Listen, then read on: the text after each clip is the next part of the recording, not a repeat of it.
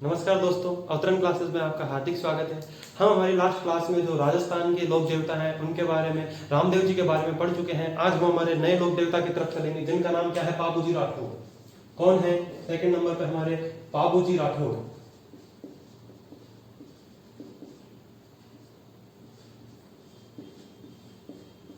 देखिए दोस्तों, जो पाबूजी राठौड़ हैं उन्हें किन का अवतार माना जाता है? उन्हें लक्ष्मण का अवतार माना जाता है। और रामदेव जी के बारे में कल हमने पढ़ा था, उन्हें किसका अवतार माना जाता है? उन्हें भगवान कृष्ण का अवतार माना जाता है। ठीक है दोस्तों, देखिए इन्हें किन का अवतार माना जाता है? इन्हें लक्ष्मण का अवतार माना जाता है। किन का अवतार माना जाता है? लक्ष्मण का अवतार। ठीक है दोस्तों, और जो मारवाड़ के प्रथम शासक थे, कौन? मारवाड़ के जो प्रथम शासक थे राव सिन्हा, ये उन्हीं के वंशज हैं। किन के वंशज हैं? मारवाड़ के जो प्रथम शासक थे राव सिन्हा के वंशज। राव सिन्हा के वंशज। ठीक है दोस्तों, जो कि कौन थे? मारवाड़ के शासक थे। ठीक है दोस्तों, पाबूजी के जन्म की बात आती है तो इनका जन्म कब होता है? 1239 ईस्वी में होता है। कहां पे होता है? कोलूमंड गांव में होता है। कहां पे होता है? कोलूमंड गांव में। कोलूमंड गांव में होता है। ठीक है दोस्तों, ये कोलूमंड गांव कहां पे है? कोलूमंड गांव कहां पे है? जोधपुर में। जोधपुर में।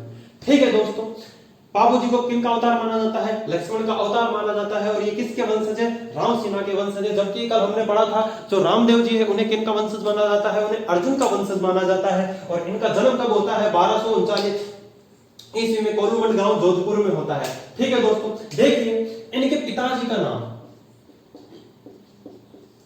इनके पिताजी का नाम, ठीक है, इनकी माताजी का नाम, ठीक है, और इनकी पत्नी का नाम।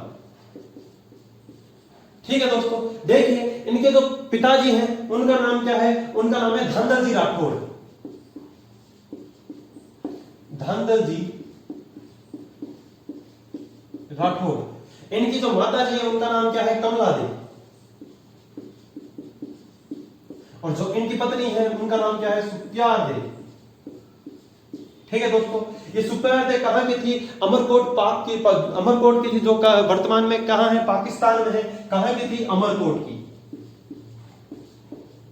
ठीक है दोस्तों, जो वर्तमान में कहां पे है? पाकिस्तान में। ठीक है दोस्तों, उम्मीद करता हूं आपको ये समझ में आया होगा। इन्हें किनका अवतार माना जाता है? इन्हें पाबूजी को लक्ष्मण का अवतार माना जाता है। और ये राव सिन्हा के वंशज है। इनका जन्म कब होता है? 1239 ईस्वी में होता है। और इनके पिताजी का नाम धनदल राठौर, माता का नाम कमला दे और इनकी पत्नी का नाम सुप्यार दे। ठीक है दोस्तों, देखिए आगे चलते हैं।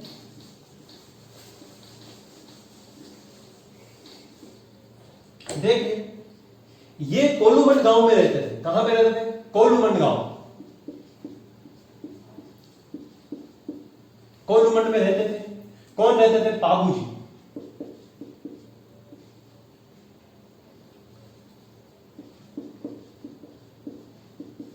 ठीक है दोस्तों, देखिए ये कोलूमंड में एक स्त्री आता है, उसका नाम क्या था? देवल चारनी। कौन? देवल चारनी। देवल चारनी। देवल चारनी के पास एक घोड़ी थी जिसका नाम क्या था? केसर कालनी।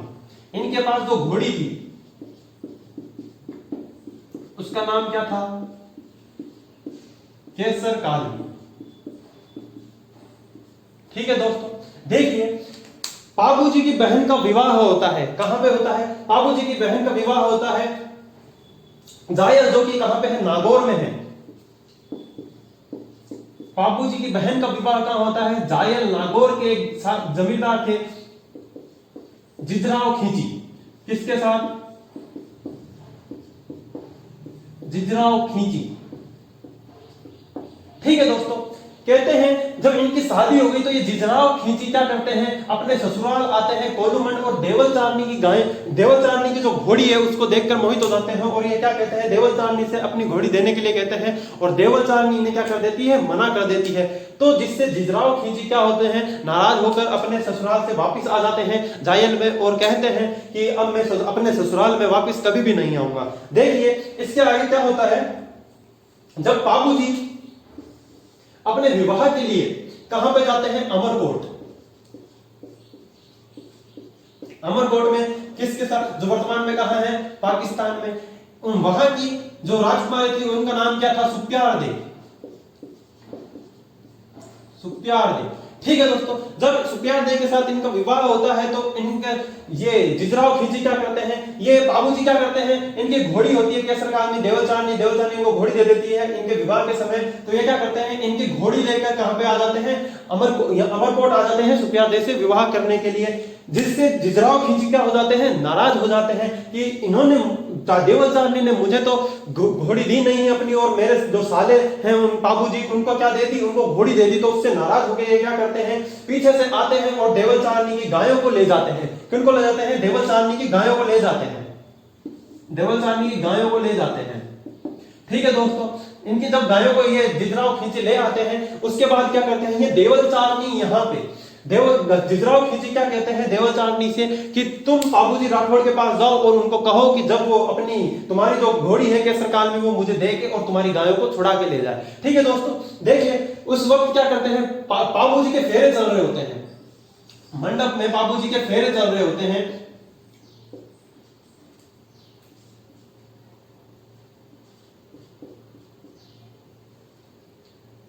ठीक है दोस्तों, बाबूजी के फेरे होते हैं, वो कहते हैं कि इनके 4 फेरे हुए थे। जब 4 फेरे हुए थे तो उस वक्त देवचारनी वहां पे आ जाती है और उनसे कहती है कि जो तुम्हारे जीजा है जिजराव खिलजी वो क्या कर रहे हैं, मेरी घोड़ी, मेरे जो सारी गायें हैं उनको ले गए हैं मुझसे छीन के, और उन्होंने कहा है कि जब तक आप केसर काल को उनको नहीं दोगे वो मेरी गायों को नहीं छोड़ेंगे। तो बाबूजी कहते हैं देवचारनी से, देवचारनी मेरे अभी 4 फेरे हुए हैं, मेरे अभी कितने फेरे हुए हैं, 4 फेरे हुए हैं, तुम थोड़ी देर रुक जाओ वरना मैं अधब्याह रह जाऊंगा। ठीक है दोस्तों, लेकिन देवचारनी क्या कर लेती, हट कर लेती है कि नहीं मुझे तो अभी ही मेरी गाय चाहिए। तो इनके जो सुप्यार दे के जो पिताजी होते हैं वो क्या कहते हैं कि देवचारनी जो तुम्हारी गाय है उनसे ज्यादा गाय मैं तुम्हें दे दूंगा, लेकिन अभी तुम मेरी जो बेटी है उनका क्या हो जाने तो विवाह हो जाने हैं दो। तो देवचारनी हट करती है कि नहीं मुझे तो अभी मेरी गाय चाहिए। तो बाबूजी कहते हैं कि मेरे जो 4 फेरे हैं उनमें ही मेरा विवाह संपूर्ण हो गया है, और उसके साथ बाबूजी क्या करते हैं, यहां से कहां जाते हैं, जिजराव खिलजी के खिलाफ युद्ध करने जाते हैं, उनसे गाय लेने जाते हैं। तो इनका देचू गांव में, कहां, देचू गांव, देचू गांव में क्या होता है, देचू गांव में किस किस के साथ जाते हैं, ये इनके जो सहयोगी होते हैं, देचू गांव में किस किस के साथ जाते हैं, इनके सहयोगी, जो बाबूजी के सहयोगी कौन कौन थे, हरमल, चांदा व डेरा, इन 3 व्यक्तियों के साथ क्या करते हैं, जिजराव खिलजी के पास जाते हैं और कहते हैं कि देचू गांव में क्या होता है, इनका युद्ध होता है, उसमें क्या हो जाते हैं, बाबूजी क्या हो जाते हैं, गोरक्षा करते हुए गायों को छुड़वाने के लिए क्या हो जाते हैं, अपनी इनका क्या हो जाता है, यहाँ पे इनका यहाँ पे क्या हो जाती है, ये वीर गति को प्राप्त हो जाते हैं, क्या हो जाते हैं, वीर गति को प्राप्त हो जाते हैं। कहां पे होते हैं, देचू गांव में, देचू गांव में क्या होते हैं, ये वीर गति को प्राप्त, वीर गति हो जाती है। तो इनकी जो समाधि है वो कहां पे होगी, देचू गांव में। कहां पे होगी, बाबूजी की समाधि कहां पे होगी, बाबूजी की समाधि वो कहां पे है, देचू गांव में है। कहां पे है दोस्तों, देचू गांव में है। ठीक है, उम्मीद करता हूं ये आपको समझ में आया होगा। देखिए इसको एक बार और समझ लेते हैं हम। देखिए बाबूजी कहां पे रहते हैं, कोलूमंड गांव में रहते हैं। तो वहां पे एक स्त्री है जिसका नाम क्या है, देवचारनी है, और उसके पास एक घोड़ी है केसर कालनी। ठीक है दोस्तों, देखिए जब बाबूजी की बहन का विवाह होता है, कहां पे होता है, जायल नागौर के जिजराव खिलजी के साथ होता है।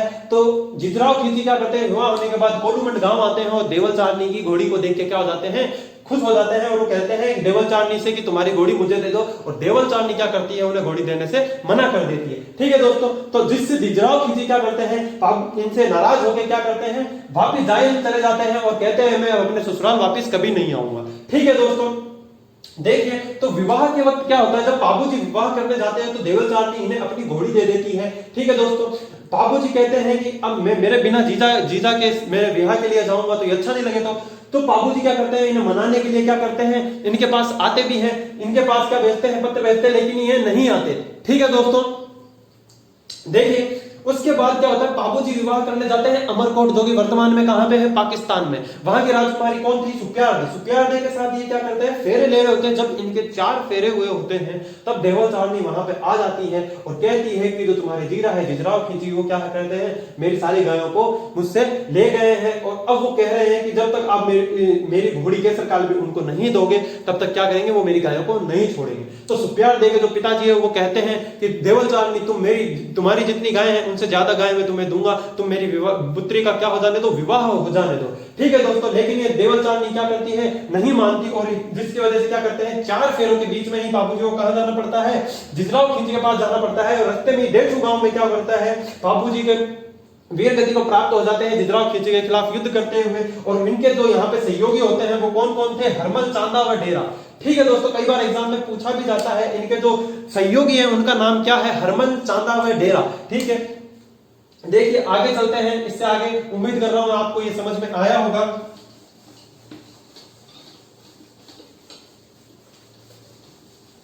देखिए राजस्थान में बाबूजी के टोटल 2 मंदिर हैं, मेन जो मंदिर है वो 2 मंदिर हैं। कौन कौन से हैं, देखिए पहला मंदिर तो कहां पे है, जो पहला मंदिर है जो कि क्या है, बाबूजी का मेन मंदिर है, क्या है, बाबूजी का मेन मंदिर है। ठीक है, और दूसरा, ठीक है दोस्तों, ये दोनों मंदिर कहां पे है राजस्थान में। जो पहला मंदिर है वो कहां पे है, कोलूमंड गांव में। कहां पे है, कोलूमंड गांव में।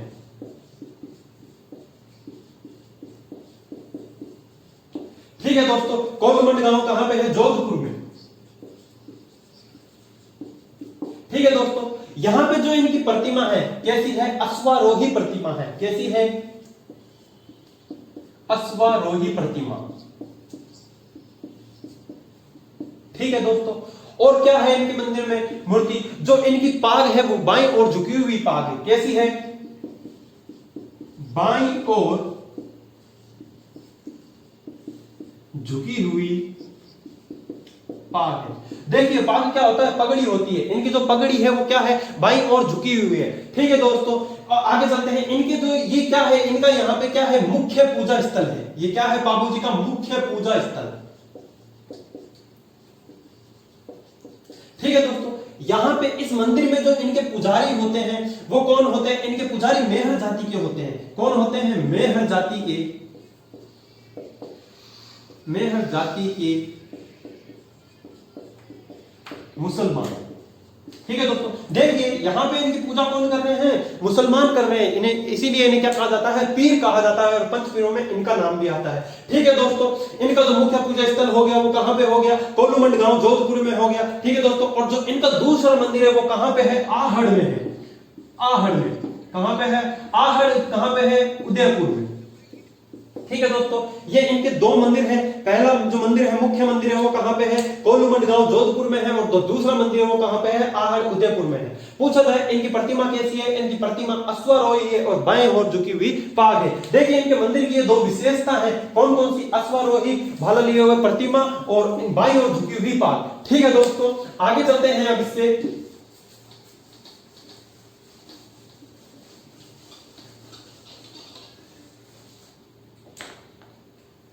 देखिए कहते हैं मारवाड़ में ऊंट लाने का श्रेय बाबूजी को जाता है। सिंध प्रदेश है जो कहां पे है, सिंध प्रदेश से मारवाड़ में सर्वप्रथम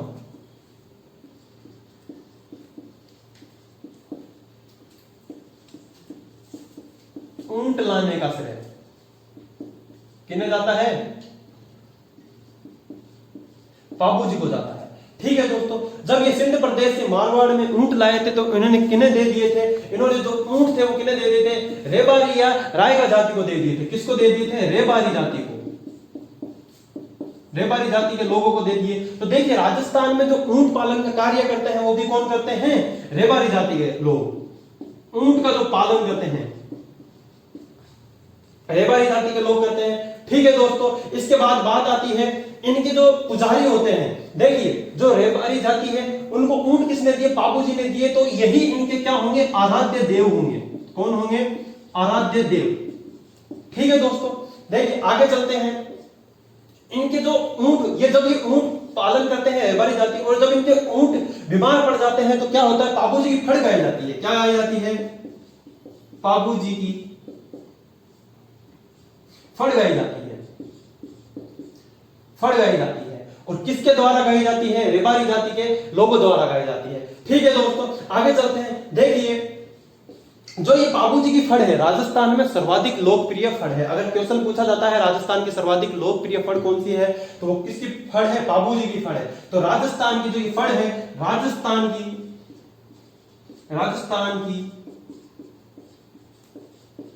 सर्वाधिक लोकप्रिय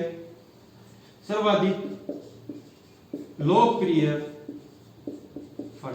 और ये कब गाई जाती है, ऊंट के बीमार पड़ने पर गाई जाती है। कब गाई जाती है, ऊंट के बीमार पड़ने पर। ठीक है दोस्तों, देखिए ऊंटों के बीमार पड़ने पर, ऊंट के बीमार पड़ने पर पाबू जी की फड़ गाई जाती है। क्या, किसकी फड़ गाई जाती है, पाबू जी की फड़ गाई जाती है। कब गाई जाती है, ऊंटों के बीमार पड़ने पर। कब गाई जाती है, जब ऊंट बीमार पड़ते हैं तब क्या करते हैं, पाबू जी की फड़ गाई जाती है। और ये फड़ किसके द्वारा गाई जाती है, देखिए जो इसको, ये जो फड़ है, जो पाबू जी की फड़ है, पाबू जी की जो फड़ है वो राजस्थान की सर्वाधिक लोकप्रिय फड़ है। क्या है, एग्जाम में पूछा जाता है राजस्थान की सर्वाधिक लोकप्रिय फड़,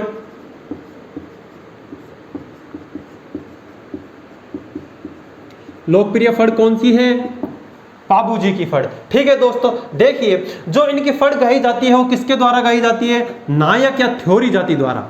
नायक या थ्योरी जाति द्वारा। ठीक है दोस्तों, जब ये गाई जाती है तो कौन से वाद्य यंत्र का उपयोग किया जाता है, रावण हत्ता का उपयोग किया जाता है। कौन से वाद्य यंत्र का उपयोग किया जाता है, रावण हत्ता। देखिए जो रावण हत्ता है वो हम वाद्य यंत्रों के अंदर पढ़ेंगे कि कैसा होता है और इसकी क्या विशेषता होती है। ठीक है दोस्तों, देखिए हमने कल पढ़ा था रामदेव जी की फड़ गाई जाती है। ठीक है, और इनके ब्यावले भी गाए जाते हैं, रामदेव जी के ब्यावले गाए जाते हैं। और जबकि पाबू जी के क्या गाए जाते हैं, पावड़े गाए जाते हैं। पाबू जी के